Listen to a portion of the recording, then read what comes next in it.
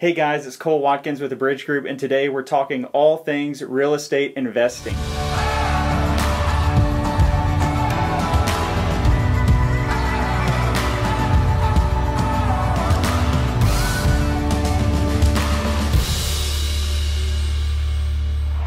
So I'm sure you've heard the ads on the radio or on Facebook, or you've seen the real estate investing gurus talk about, hey, invest your real estate or invest in real estate with us, or invest in real estate, you're going to be a millionaire.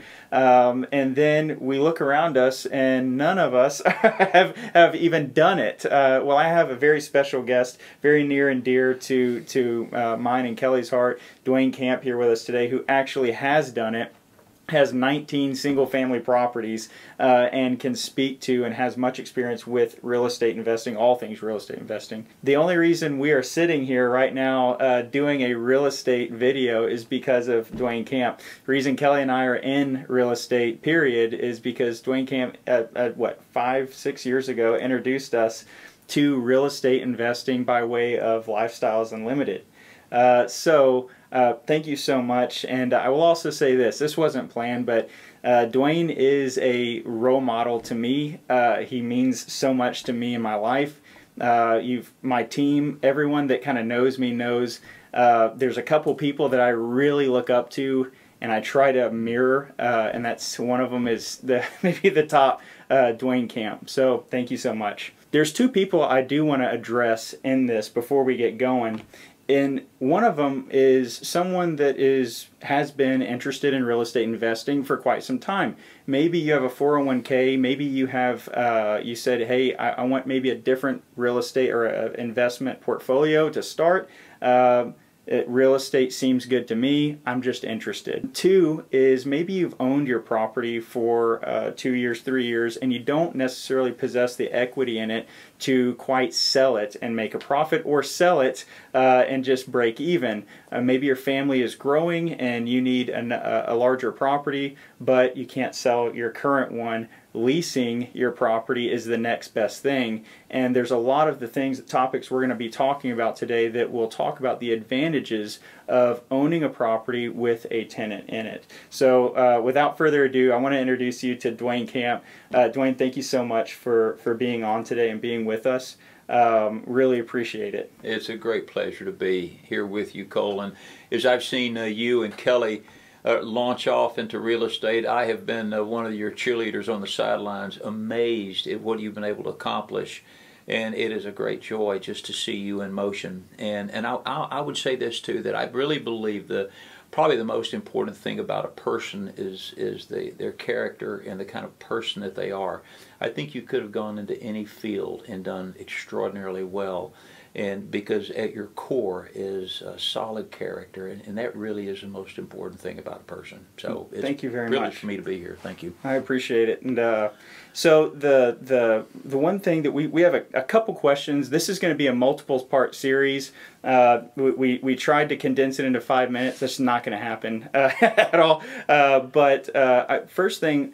So what got you into investing in real estate, and how many properties do you currently hold? Okay, short answer first. I currently have 19 properties, investment properties.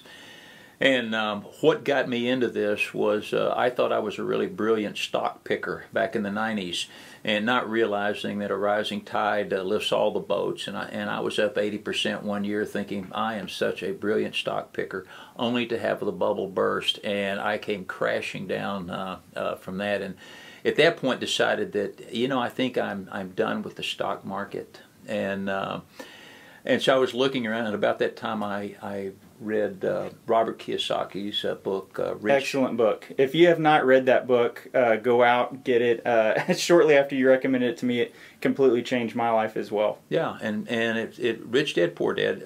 It's an easy read. A high school kid could read that book and understand it, but it literally reconfigured my understanding, that my compass, my financial investment compass, and that was the making a cash flow a central component of investment. Excellent, and you're going to hear cash flow quite a bit in this dialogue.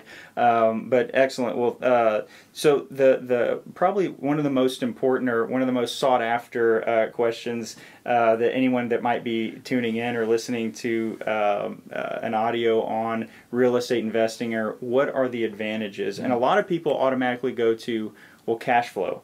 Cash flow is one of them. But as you've taught me over the years, that's not the only one. Yes, yes. There are a number of aspects of real estate investing that really make it profitable. And you know, your bills come in every month, and so having rent checks come in every month is very helpful.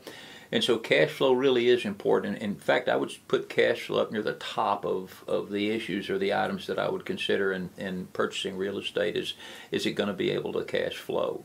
And there are some other things. There are some amazing tax advantages with depreciation. The IRS gives a 27.5-year depreciated lifetime for residential real estate, and so you're able to net out depreciation, which is a non-cash expense, against your proceeds, your rent proceeds. And that's why most people, if they're doing real estate investing properly, they don't pay income taxes. It's because they don't owe any income taxes, because that the depreciation nets out against the cash revenues they make. And so that's a huge reason that makes preferable to other forms of income that you're going to be paying taxes and so forth on.